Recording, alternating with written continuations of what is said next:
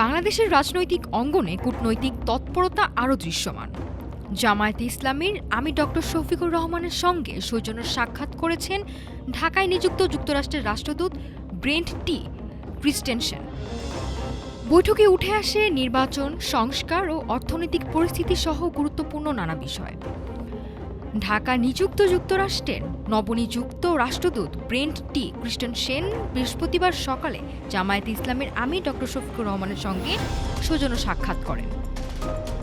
বৈঠকে বাংলাদেশের বর্তমান রাজনৈতিক ও অর্থনৈতিক পরিস্থিতি, শিল্প ও বাণিজ্য, আসন্ন জাতীয় সংসদ নির্বাচন, রাষ্ট্রীয় সংস্কার এবং রোহিঙ্গা সংকট নিয়ে বিস্তারিত মতবিনিময় হয়।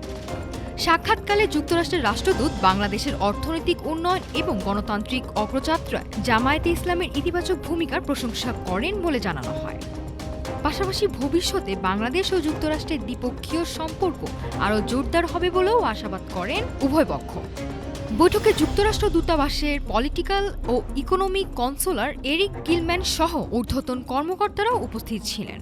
অন্যদিকে জামায়াতের সহকারী সেক্রেটারি জেনারেল, কেন্দ্রীয় নির্বাহী পরিষদের সদস্য এবং পররাষ্ট্র বিষয়ক উপদেষ্টারাও বৈঠকে অংশ নেন।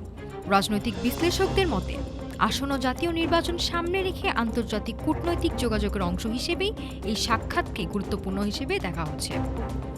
নাফিসা সামিয়া, ঢাকা টুডে।